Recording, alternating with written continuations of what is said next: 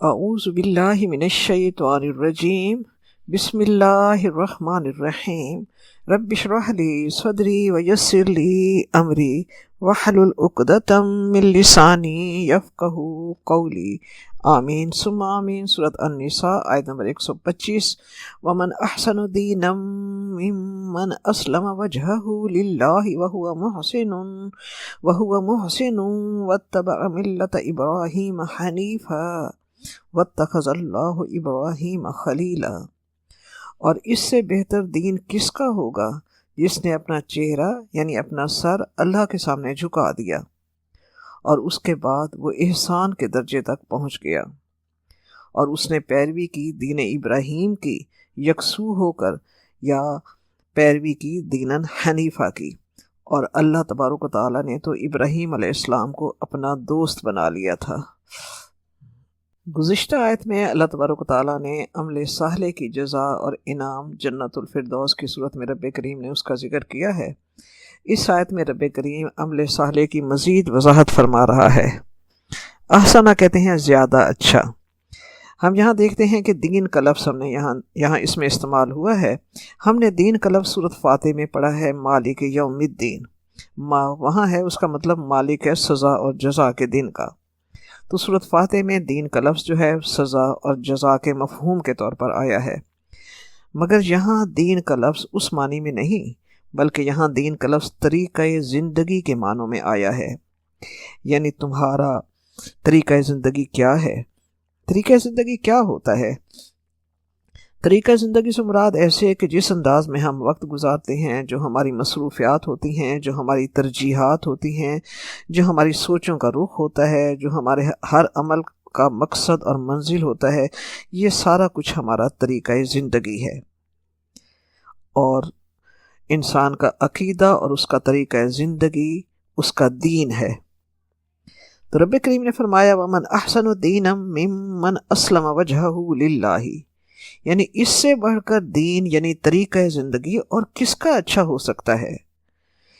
اس میں ایک چیلنج کا انداز ہے، یعنی اس سے بڑھ کر زیادہ خوبصورت طریقہ زندگی اور کسی کا ہو ہی نہیں سکتا۔ کسی کا ہے تو لا کے دکھاؤ۔ کس کا طریقہ زندگی رب نے فرمایا سب سے اچھا ہے؟ من اسلم وجہہ للہ، جس نے اپنا چہرہ یعنی اپنا سر اللہ کے آگے جھکا دیا، جس نے اپنی پیشانی اس کے دربار میں اس کے آگے جھکا دی۔ پیشانی اور چہرہ جو ہے وہ انسان کے پورے وجود میں سب سے زیادہ قابل تکریم اور سب سے زیادہ اہم حصہ ہوتا ہے۔ یہ منہ اور یہ سر ہی تو ہے جس پر پورا وجود انسان کا قائم ہے۔ سر کاٹ دو تو زندگی ختم۔ یعنی اہم ترین اور سب سے زیادہ قابل تکریم چیز یا حصہ جو ہے جس انسان نے اسے اللہ کے آگے جھکا دیا، تو اس نے اپنے پورے وجود کو اللہ کی سپردگی میں دے دیا۔ پھر جب ہم پیشانی زمین پر سجدے میں رکھتے ہیں تو پیشانی کے پیچھے جو سب سے پہلی چیز ہوتی ہے وہ ہماری عقل ہوتی ہے۔ تو مومن اپنی عقل اللہ کی سپردگی میں دے دیتا ہے، اللہ کے آگے جھکا دیتا ہے۔ اور حقیقت بھی یہی ہے کہ مومن عقل پرست نہیں ہوتا، مومن خدا پرست ہوتا ہے۔ وہ اللہ تعالیٰ کے احکام کو عقل کے ترازو میں نہیں تولتا، اللہ کے ہر حکم کے آگے سر تسلیم خم کر دیتا ہے۔ کیونکہ جب عقل پرستی شروع ہوتی ہے نا تو پھر فلسفی شروع ہو جاتی ہے۔ آپ اگر قرآن پاک کو فلسفی کی نظر سے پڑھیں گے تو بالکل سمجھ نہیں آئے گی۔ یونانی اور رومن فلاسفر کے نظریے سے سمجھنے کی کوشش میں مسلمانوں کے ایک فرقے معتزلہ نے جنم لیا۔ مسلمانوں میں یہ عقل پرست گروہ پیدا ہوا۔ صرف قرآن پاک کو یونانی اور رومن فلاسفر کے نظریے سے سمجھنے کی کوشش میں مسلمانوں کا یہ عقل پرست گروہ پیدا ہوا، جو ہر آیت ہر لفظ کا عقلی مطلب چاہتا تھا۔ اس عقل پرستی سے انہوں نے قرآن پاک کی ایسی تعویلیں کی کہ العما۔ سچی بات یہی ہے کہ عقل تو محدود اور بہت چھوٹی سی چیز ہے، اس کی پہنچ ایک حد تک ہے، لامحدود پہنچ اس کی نہیں ہے۔ پھر لامحدود اللہ کو عقل کیسے سمجھ سکتی ہے؟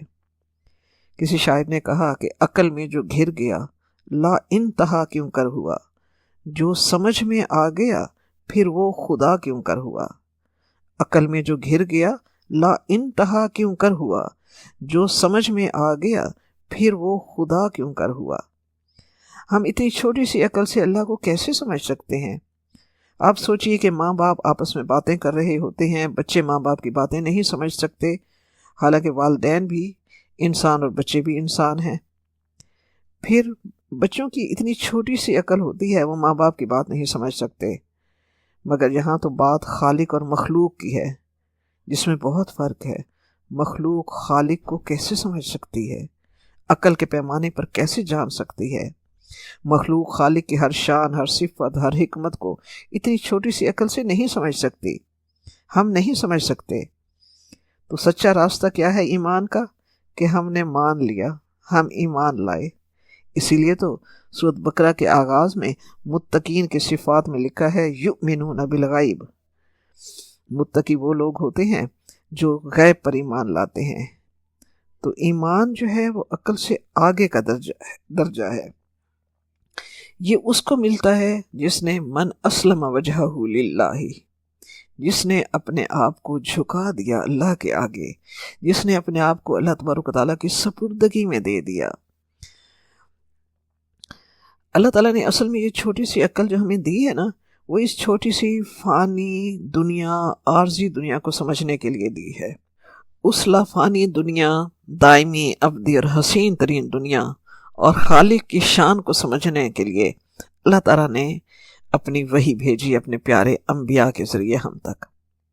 اس کی روشنی میں خالق اور آخرت پر ایمان رکھنے والا جو ہے وہ ہے ومن احسن دینا ممن اسلم وجہہ للہ۔ عقل سے مان کر اگر ہم دیکھ کر اس کی شان کو پہچان کر اس پر ایمان لائیں تو قیامت کے دن ابو جہل بھی ایمان لے آئے گا، اسے اللہ سامنے نظر آئے گا تو اس کی عقل کہے گی کہ ہاں واقعی اللہ ہے۔ تو عقل سے مان کر تو ابو جہل بھی قیامت کے دن ایمان لے آئے گا، مگر وہ ایمان کسی فائدے کا نہیں ہے۔ اسی طرح مشرکین مکہ ساری زندگی اللہ تعالیٰ کے وجود کو عقل کے پیمانے پر جانچتے رہے۔ ان کی عقل نے کہا کہ ایک اللہ اتنی بڑی کائنات کو اکیلا کیسے سنبھال سکتا ہے، اور یہی عقل انہیں اس بے عقلی کی طرف لے گئی کہ انہوں نے اللہ کی مدد کے لیے کروڑوں بت، دیوی دیوتاؤں کی ایک لائن کھڑی کر دی، جسے اللہ کا شریک بنا دیا کہ یہ اللہ کے معاون ہیں۔ اس لیے بہت سے فلاسفر بے دین رہے، مگر جنہوں نے من اسلم وجہہ للہ وہو محسن، جو اس راستے پر چلا وہ خلیل اللہ کہلائے، وہ کلیم اللہ کہلائے، وہ حبیب اللہ کے درجے تک پہنچے، وہ یار غار بنے، وہ عمر فاروق اور حیدر کرار بنے۔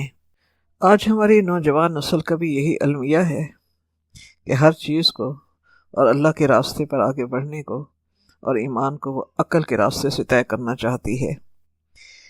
تو جب عقل کے راستے سے وہ طے کرنا چاہتی ہے تو بہت سے کویسچن وائی اینڈ وٹ کی صورت میں ان کے آگے آ کھڑے ہوتے ہیں، اور وہ اطاعت کے آگے دیوار بن جاتے ہیں، جس کے نتیجے میں بہت سی بے چینیاں، الجھنے اور بہت سے ان آنسرڈ کویسچن ان کے آگے آ جاتے ہیں، جس سے وہ مزید الجھنوں میں الجھتے چلے جاتے ہیں۔ انسان عقل پرست بنتا ہے، جیسے فلاسفر جو ہے وہ عقل پرست ہوتا ہے تو وہ بے دین ہی رہتا ہے، مگر سچا اور سیدھا راستہ کیا ہے کہ جب عقل جھک گئی اللہ کے آگے، من اسلم وجہہ للہ، تو اس نے خالق حقیقی پر ایمان کی دولت کو پا لیا۔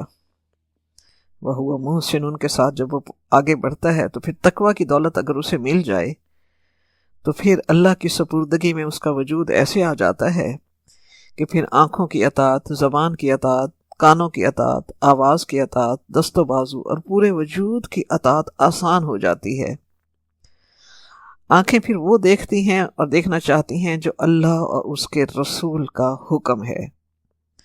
موبائل ہاتھ میں بھی ہو، تنہائی ہو، مگر اریاں تصاویر اور فحش مناظر میں دل نہیں لگتا، بلکہ اللہ کی قدرت اور کبریائی کے مناظر دیکھنے کو دل چاہتا ہے کہ کھول آنکھ، زمین دیکھ، فلک دیکھ، فضا دیکھ، مشرق سے ابھرتے ہوئے سورج کو ذرا دیکھ۔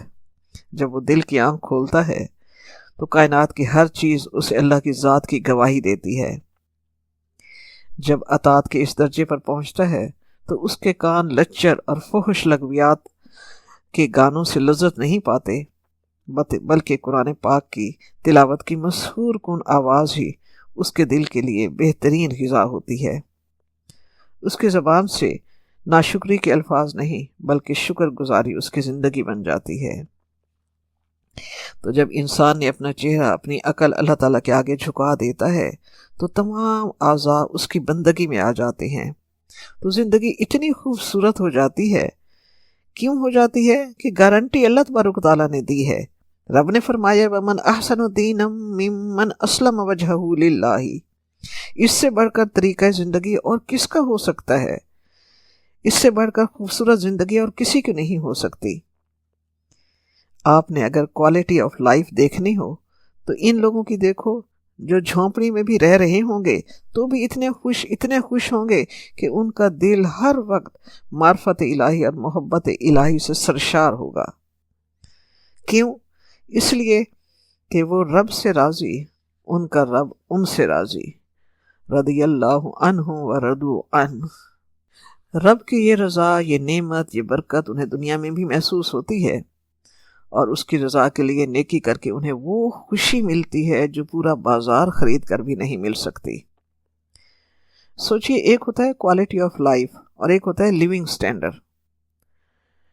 تو ممکن ہے کہ جس نے اپنے آپ کو اللہ کی سپردگی میں نہ دیا ہو، اپنے عقل اور اپنی مرضی کی زندگی جی رہا ہو، تو ممکن ہے اس کا لیونگ سٹینڈرڈ بہت ہائی ہو، مگر کوالٹی آف لائف ایسے لوگوں کی بہت میزریبل ہوتی ہے۔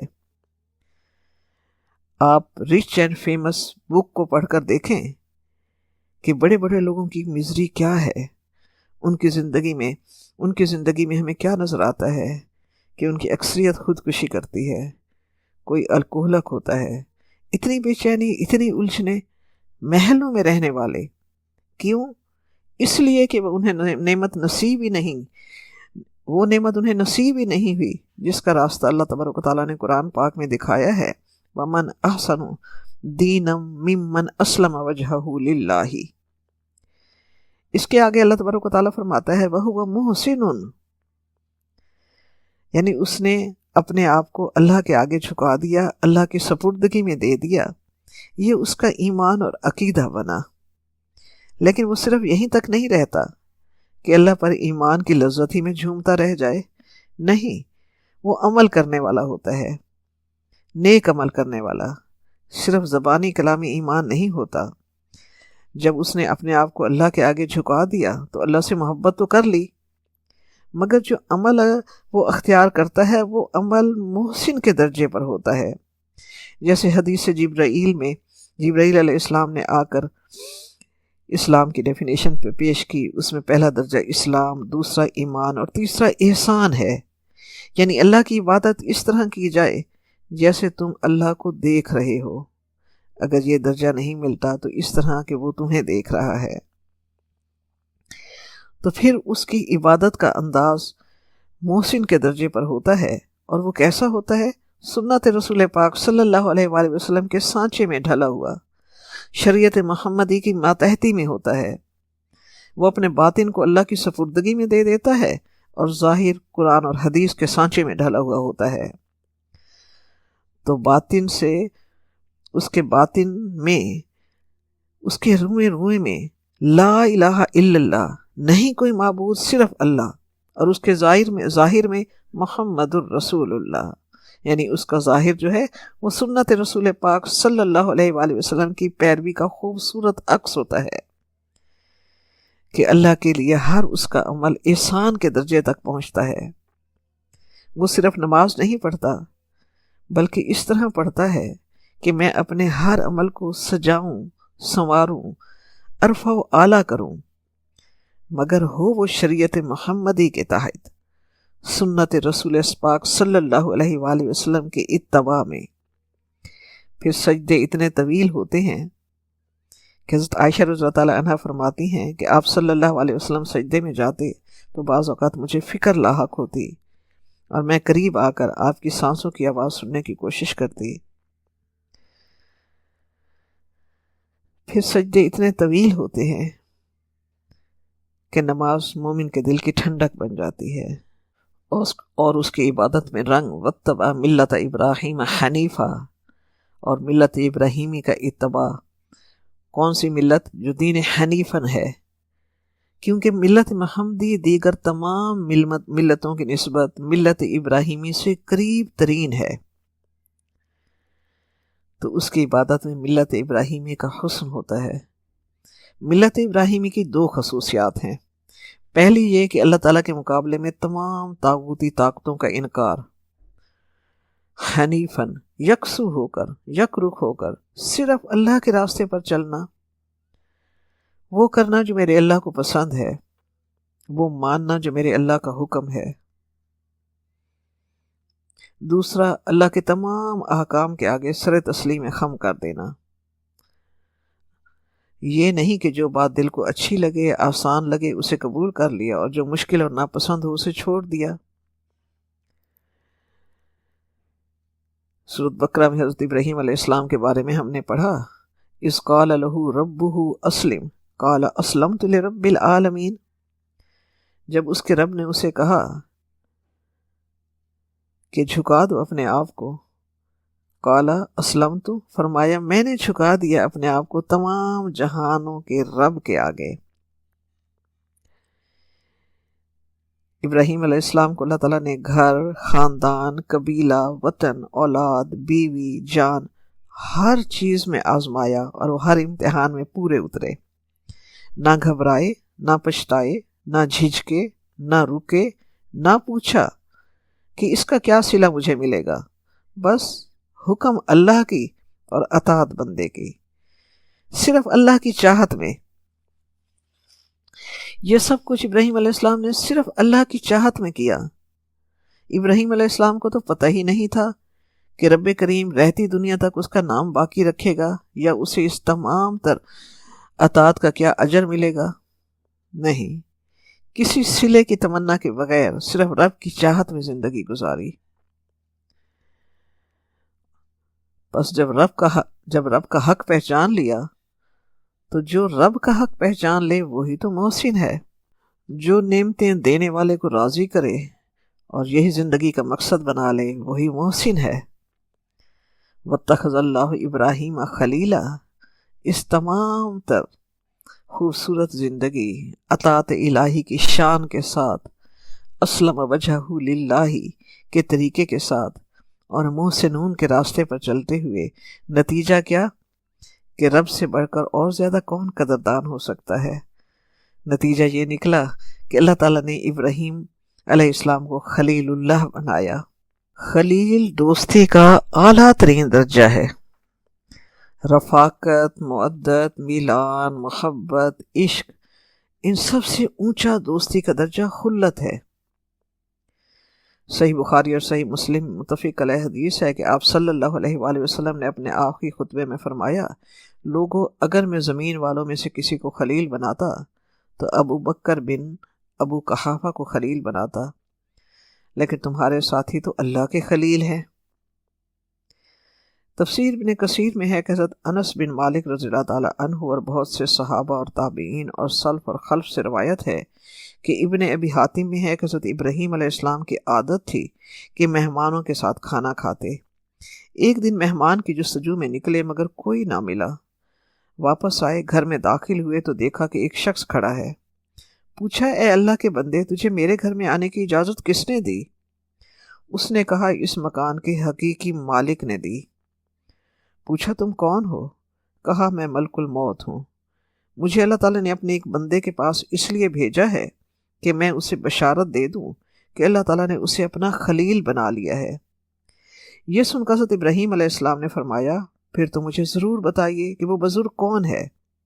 اللہ عز و جل کی قسم، اگر وہ زمین کے کسی دور دراز کے گوشے میں بھی ہوگا تو میں ضرور جا کر ان سے ملاقات کروں گا، پھر اپنی باقی زندگی ان کے قدموں میں گزار دوں گا۔ یہ سن کر ملک الموت نے کہا، وہ شخص خود آپ ہی ہیں۔ حضرت ابراہیم علیہ السلام نے دریافت فرمایا، سچ مچ میں ہی ہوں؟ فرشتے نے کہا، ہاں آپ ہی ہیں۔ آپ نے فرمایا کیا آپ مجھے یہ بتائیں گے کہ اللہ تعالیٰ نے مجھے کس بنا پر کن کاموں پر خلیل بنایا؟ فرشتے نے جواب دیا، اس لیے کہ تم ہر ایک کو دیتے رہتے ہو، کسی سے کچھ طلب نہیں کرتے۔ ایک اور روایت میں ہے کہ جب سے ابراہیم علیہ السلام کو خلیل اللہ کے ممتاز لقب سے اللہ تبارک و تعالیٰ نے نوازا تو تب سے ان کے دل پر خوف رب کا خوف اور ہیبت ایسی سما گئی ان کے دل میں کہ ان کے دل کا اچھلنا دور سے اس طرح سنائی دیتا تھا جس طرح فضا میں پرندے کی پرواز کی آواز ہوتی ہے۔ رب کے پیارے یہ ہوتے ہیں۔ اللہ تبارک و تعالیٰ ہمیں محسنین کے راستے پر چلنے کی، سنت رسول کے اتباع کی توفیق عطا فرمائے، آمین ثم آمین۔ آیت نمبر 126 ہے، وَلِلَّهِ مَا فِي السَّمَاوَاتِ وَمَا فِي الْأَرْضِ وَكَانَ اللَّهُ بِكُلِّ شَيْءٍ مُحِيطًا، اور اللہ تعالیٰ ہی کے لیے ہے جو کچھ آسمانوں میں اور زمین میں ہے، اور اللہ تبارک و تعالیٰ ہر شے کا احاطہ کیے ہوئے ہے۔ گزشتہ آیات میں اللہ تبارک و تعالیٰ نے قانون جزا اور سزا بیان کیا، پھر اللہ تبارک و تعالیٰ نے بہترین طریقہ زندگی کی رہنمائی فرمائی۔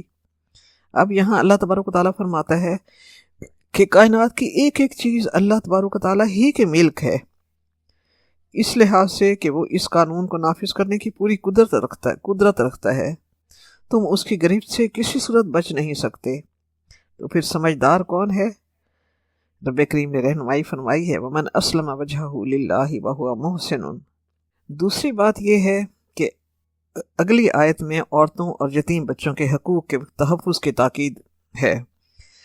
تو یہ آیت رب کریم نے یہاں تمہید کے طور پر بھی رب کریم نے اس کو بیان کیا ہے کہ جو اللہ تمہیں حکم دے رہا ہے وہی پوری کائنات کا مالک ہے، کائنات کی ہر چیز اس کے ہاتھے میں ہے۔ یہ کلام پاک کا حسن ہے کہ کوئی حکم دینے سے پہلے ذہن سازی کی جاتی ہے، ذہن تیار کیا جاتا ہے کہ سوچ لو کہ جس کا حکم ہے اس کی قدرت اور اختیار اور اس کی احاطہ قوت کا اندازہ کرو تم، اور اللہ تعالیٰ کے احکام سے روگردانی نہ کرو۔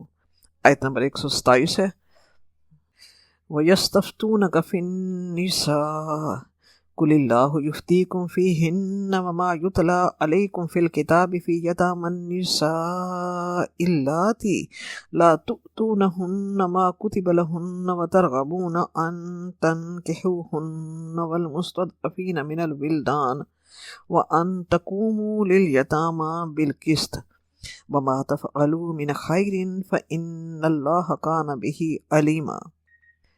اے نبی صلی اللہ علیہ وآلہ وسلم، یہ لوگ آپ سے عورتوں کے معاملے میں فتویٰ پوچھتے ہیں، آپ فرما دیجئے کہ اللہ تعالیٰ تمہیں فتویٰ دیتا ہے، یعنی وضاحت کرتا ہے ان کے بارے میں، اور جو تمہیں پہلے سے سنایا جا رہا ہے کتاب میں یتیم لڑکیوں کے بارے میں، یعنی ان کے بارے میں جو پہلے آیات گزر چکی ہیں وہ، اور اللہ تعالیٰ مزید اب فرماتا ہے کہ وہ عورتیں جن کو تم نہیں دیتے، جو کچھ اللہ نے ان کے لیے لکھ دیا ہے اور چاہتے ہو کہ ان سے نکاح بھی کرو، اور اسی طرح وہ بچے جو کمزور ہیں جن پر ظلم ہوتا ہے، اور یہ کہ ہم نے اتنے تفصیلی احکام دیے ہیں کہ یتیموں کے معاملے میں انصاف پر کاربند رہو، اور جو بھلائی بھی تم کرو گے اللہ تعالیٰ اس سے واقف ہے۔ سورۃ النساء کے آغاز میں یعنی آیت نمبر 3 میں یتیم لڑکیوں اور یتیم کمزور بچوں کے بارے میں ان کے حقوق کا اللہ تبارک و تعالیٰ نے ذکر کیا۔ ان میں سے کچھ نکات جو تھے وہ وضاحت طلب تھے۔ صحابہ کرام رضی اللہ عنہم نے آپ صلی اللہ علیہ وسلم سے اس کے بارے میں آپ سے آ کر سوال کیا اور فتویٰ پوچھا۔ اللہ تبارک و تعالیٰ نے خود وضاحت فرمائی کہ یتیم لڑکیوں سے شادی کے معاملے میں انہیں حق مہر اور ان کو میراث دینے کے معاملے میں اب تک جو ناانصافیاں ہوتی رہی ہیں اس کا ذکر اس سے پہلے آیت نمبر 3 میں گزر چکا ہے۔ اب مزید تاکید کی جا رہی ہے کہ تمہیں جو حکم ملا ہے اس کی تعمیل کرو، اور ان کے جو حقوق اللہ تعالیٰ کی طرف سے تمہیں، اور ان کے جن حقوق کا اللہ تعالیٰ نے تمہیں حکم دیا ہے اس کی ادائیگی میں سستی نہ کرو۔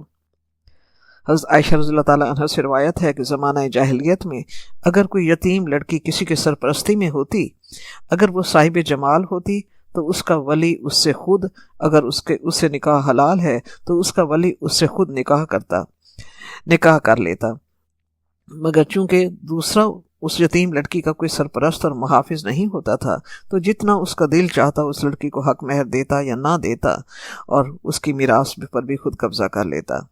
اگر وہ یتیم لڑکی صاحب جمال تو اگر وہ یتیم لڑکی صاحب مال تو ہوتی مگر صاحب جمال نہ ہوتی تو پھر وہ ولی یا سرپرست کسی سے اس کی شادی ہی نہ کرتا بلکہ اس کا مال خود ہضم کر لیتا، اور اگر وہ یتیم لڑکی نہ مالدار ہوتی نہ خوبصورت ہوتی تو پھر اس کو اپنی مرضی سے اس کا کسی سے نکاح کر دیتا اور اس کا حق مہر خود وصول کر لیتا۔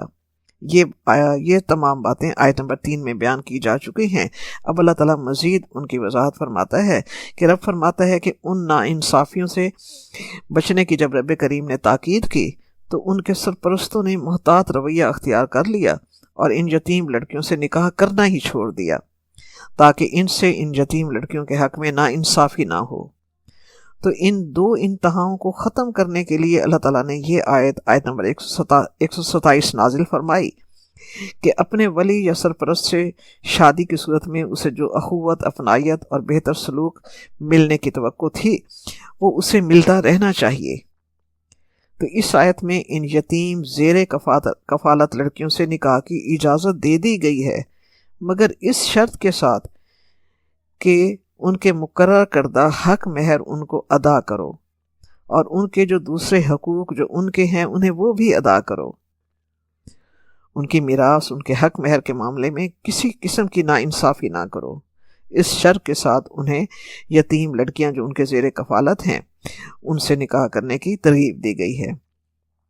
والمستضعفین من الولدان، اور کمزور بچے یعنی کمزور یتیم لڑکے جو ہیں جو ولی کی سرپرستی میں ہیں، رب کریم تاکید فرماتا ہے انہیں بھی ان کا پورا حق دو، کسی طرح ان سے ناانصافی نہ کرو۔ تم یتیم بچوں کے لیے انصاف پر قائم رہو، انہیں ضعیف اور کمزور سمجھ کر ان کے مال کو غصب نہ کرو۔ آخر میں رب کریم اس آیت کے آخر میں فرماتا ہے وَمَا تَفْعَلُوا مِنْ خَيْرٍ إِنَّ اللَّهَ كَانَ بِهِ عَلِيمًا، کہ وہ بیچارے تمہارے مظالم پر آواز بلند کرنے سے قاصر ہیں، لیکن ان کا اللہ تو علیم و خبیر ہے۔ اگر تم خوف الہی میں ان کا پورا حق کا خیال رکھو گے اور ان کے لیے انصاف پر قائم رہو گے تو اگرچہ وہ تمہارے احسانات کا بدلہ دینے سے قاصر ہیں، مگر اللہ تبارک و تعالیٰ کے پاس تو سب کچھ ہے، وہ تمہیں اس کا بہترین اجر دے گا۔ وہ تمہارے احسانات کو جانتا ہے، وہ ضرور تمہیں تمہارے احسانات اور نیک خدمات کا اپنے شایان شان صلہ دے گا۔ آیت نمبر 128 ہے وَإِنِ امْرَأَةٌ خَافَتْ مِن بَعْلِهَا نُشُوزًا أَوْ إِعْرَاضًا فَلَا جُنَاحَ عَلَيْهِمَا أَن يُصْلِحَا بَيْنَهُمَا صُلْحًا وَالصُّلْحُ خَيْرٌ وَأُحْضِرَتِ الْأَنفُسُ الشُّحَّ وَإِن تُحْسِنُوا وَتَتَّقُوا فَإِنَّ اللَّهَ كَانَ بِمَا تَعْمَلُونَ خَبِيرًا۔ اور اگر کسی عورت کو اندیشہ ہو اپنے شوہر سے زیادتی یا بے رخی کا تو ان دونوں پر کوئی الزام نہیں ہوگا اگر وہ آپس میں صلح کر لیں، اور صلح بہرحال بہتر ہے، البتہ انسانی نفس پر لالچ مسلط رہتا ہے، اور اگر تم احسان کرو اور تقوی اختیار کرو تو جان لو کہ اللہ تمہارے تمام اعمال سے باخبر ہے۔ نشوز کا لفظ اس سے پہلے اسی صورت کی آیت نمبر 34 میں آیا، وہاں نشوز کا لفظ جو ہے وہ عورت کے لیے آیا، یعنی عورت کی طرف سے اگر بے راہ روی کا تمہیں اندیشہ ہو، واللاتی تخافون نشوزہن فَإِذُوهُنَّ وَاهْجُرُوهُنَّ فِي الْمَضَاجِعِ وَاضْرِبُوهُنَّ، تو وہاں اس کا یہ علاج بتایا گیا تھا۔ آیت نمبر 34 میں ہم نے اس کو ڈیٹیل سے کیا۔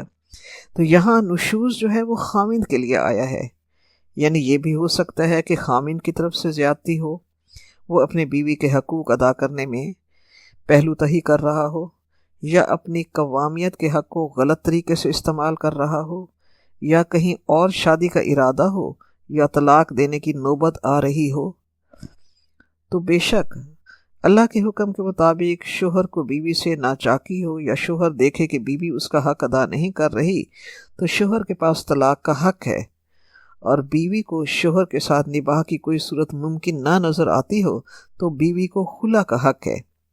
لیکن اسلام میں یہ پسندیدہ نہیں ہے دونوں چیزیں، طلاق اور خلا۔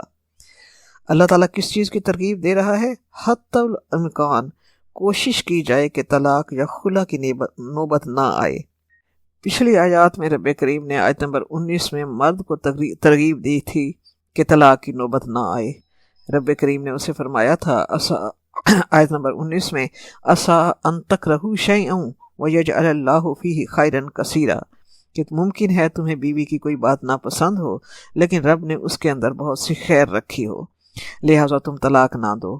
اب اس آیت میں عورتوں کو ترغیب دی جا رہی ہے کہ ایسی صورتحال ہو تو فوراً حق خلا نہ استعمال کرنے کے لیے کھڑی ہو جائیں۔ اصل بات یہ ہے کہ کوشش کریں کہ آپس میں سمجھوتا ہو کر اور صلح کرنے کی کوشش کریں، کوئی حکمت عملی اختیار کریں، کوئی طریقہ نکالیں کہ گھر جڑا رہے، آپس میں ہی تصفیہ کریں، کسی تیسرے تک بات نہ پہنچے۔ اس کے لیے بیوی کو اگر اپنی کچھ باتیں، کچھ ضرورتیں، کچھ حقوق چھوڑنے پڑیں تو وہ چھوڑ دے، آپس میں صلح کر لے۔ بس صلح خیر، صلح کرنا بہتر ہے بنسبت رشتہ ختم کرنے کے۔ صحیح بخاری میں حضرت عائشہ رضی اللہ عنہا اس آیت کا یہ مطلب بیان فرماتی ہیں، جیسے ایک شخص کے پاس عورت ہو جس سے وہ کوئی میل جول نہ رکھتا ہو، وہ اسے چھوڑ دینا چاہتا ہو، اور عورت کہے کہ اچھا میں تمہیں اپنی باری اور اپنا نان نفقہ معاف کر دیتی ہوں مگر تم مجھے طلاق نہ دو۔ یہ آیت اس بارے میں نازل ہوئی ہے۔ اسی آیت میں رب کریم تاکید فرماتا ہے وَأُحْضِرَتِ الْأَنفُسُ الشُّحُ وَإِن تُحْسِنُوا وَتَتَّقُوا فَإِنَّ اللَّهَ كَانَ بِمَا تَعْمَلُونَ خَبِيرًا۔ شو کہتے ہیں بخل پلس حرص کو۔ بخل تو یہ ہے کہ انسان کسی کو اس کا حق نہ دے، اور اگر اس کے ساتھ حرص مل جائے کہ خود تو وہ کسی کو اس کا حق نہ دینا چاہے لیکن وہ چاہے کہ اسے سب کچھ ملتا چلا جائے، تو یہ شو ہے۔ تو رب کریم یہاں فرماتا ہے کہ انسانی نفس میں لالچ مسلط رہتا ہے۔ ہر شخص چاہے مرد ہو یا عورت اپنے فائدے سے دستبردار ہونے میں بہت بخیل ہوتے ہیں۔ ان کو بخوشی گوارا کرنے کے لیے بہت کم آمادہ ہوتے ہیں۔ تو مردوں کو بھی ترغیب دی جا رہی ہے ان تحسنوا وتتقوا، کہ وہ صلح کرنے میں احسان اور اعلیٰ ظرفی سے کام لیں، اور عورتوں سے بھی تاکید کی جا رہی ہے کہ اپنے حقوق چھوڑنے میں احسان اور اعلیٰ ظرفی کا مظاہرہ کریں اور اللہ سے ڈرتے رہیں۔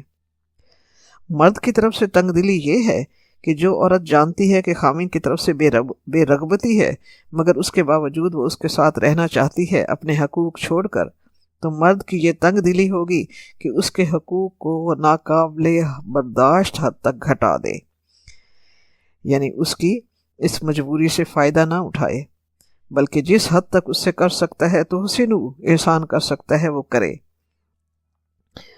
وَتَتَّقُوا، اور ڈرے اللہ سے ڈرے۔ اللہ تعالیٰ نے مرد کے جذبہ فیاضی کو ابھارا ہے کہ وہ ڈرے اللہ سے، کہ اگر انسان کی خامیوں کو مد نظر رکھ کر اس سے نظر التفات پھیر لے اور اس کے نصیب میں کمی کر دے تو پھر دنیا میں اس کا کوئی ٹھکانہ نہیں ہے۔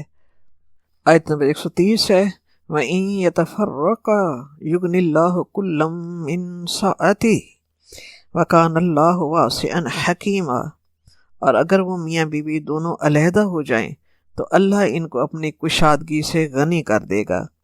اللہ بڑی وسعت رکھنے والا اور حکمت والا ہے۔ اللہ کے خزانے بہت وسیع ہیں اور اس کا ہر حکم حکمت پر مبنی ہے۔ اس آیت میں اسلام میں طلاق کی اجازت کا حکم ہے، اور طلاق کے معاملے میں ایک اہم نکتہ بیان کیا جا رہا ہے کہ طلاق یقیناً سنجیدہ اور ناخوشگوار بات ہے، اور رسول پاک صلی اللہ علیہ وسلم کی حدیث مبارکہ کا مفہوم ہے کہ حلال چیزوں میں اللہ تعالیٰ کے نزدیک سب سے زیادہ ناپسندیدہ چیز طلاق ہے، مگر ہم یہ جان لیں کہ انتہائی نامساعد حالات میں اللہ تعالیٰ نے اس کی اجازت دے رکھی ہے، مگر ہمارے معاشرے میں طلاق لینا کفر تک پہنچا دیا گیا ہے کہ جس گھر میں تمہاری ڈولی جا رہی ہے اس گھر سے اب تمہاری میت ہی آئے۔ یہ ایک معاشرتی رویہ ہے ہمارا۔ ہم دیکھتے ہیں کہ لڑائیاں ہو رہی ہیں، مقدمات چل رہے ہیں، مزاجوں میں ناموافقت ہے، ایک دوسرے کو کوس رہے ہیں، دن رات کا جھگڑا ہے، لیکن طلاق نہیں دینی۔ یہ طرز عمل نہایت احمقانہ اور شریعت اسلامی کی منشا کے بالکل خلاف ہے۔ ذہنی موافقت نہ ہونے اور تمام تر جھگڑوں کے باوجود اور مسائل کے باوجود طلاق کا اختیار نہ کرنا، یہ سوچ اصل میں ہمارے ہاں ہندو معاشرت اور عیسائیت کے اثرات کی وجہ سے آئی ہے۔ ہندو مت کی طرح عیسائیت میں بھی طلاق حرام سمجھی جاتی ہے، حالانکہ انجیل میں شریعت اور قانون تو ہے ہی نہیں، صرف اخلاقی تعلیمات اور حکمت ہیں۔ حضرت عیسیٰ علیہ السلام نے خود فرمایا تھا کہ یہ مت سمجھو کہ میں تم پر قانون ختم کرنے آیا ہوں، بلکہ تم پر قانون وہی ہے جو تورات کے ذریعے تمہیں ملا ہے۔ حضرت عیسیٰ علیہ السلام نے اخلاقی تعلیم کے طور پر انہیں طلاق نہ دینے کی رغبت دلائی۔ اس اخلاقی تعلیم کو انہوں نے قانون بنا لیا اور عیسائیت میں طلاق کو حرام سمجھا گیا۔ اسلام دین فطرت ہے۔ اس آیت میں عدم موافقت کی بنا پر طلاق کی ایک قسم کی اجازت دی گئی ہے کہ اگر میاں بیوی میں نباہ کی کوئی صورت نظر نہیں آ رہی تو اسلام اس بات پر مجبور نہیں کرتا کہ ایک گھرانے میں ہر وقت کشیدگی رہے اور جہنم زار بنا رہے، تو اس سے بہتر یہ ہے کہ دونوں الگ ہو جائیں یا تفرقا، خواہ مرد طلاق دے یا خواہ عورت کھلا لے، پھر وہ یہ یقین رکھیں کہ دونوں کا اللہ مالک ہے۔ یغنی اللہ کلم من سعتی، اللہ غنی کر دے گا دونوں کو اپنی وسعت کے ساتھ، اللہ ہے ہی بہت وسعت والا اور سب کچھ جاننے والا۔ تو ممکن ہے کہ دونوں میں علیحدگی ہو جائے، تو یہ مت سوچیں کہ وہ مر جائیں گے یا وہ کہاں سے کھائیں گے۔ اللہ رب فرما رہا ہے جب انتہائی مجبوری میں جہاں طلاق دینا ضروری ہے وہاں طلاق ضروری ہے، یہ نہ سمجھو کہ دونوں برباد ہو جائیں گے، نہیں، اگر طلاق ضروری ہے تو طلاق دو اور اللہ پر بھروسہ رکھو، اللہ تعالیٰ تمہیں بھی وسعت دے گا اور اسے بھی وسعت دے گا، وہ بہت وسیع قدرت والا ہے۔ ربنا تقبل منا انک انت السمیع العلیم وتب علینا انک انت التواب الرحیم، آمین ثم آمین۔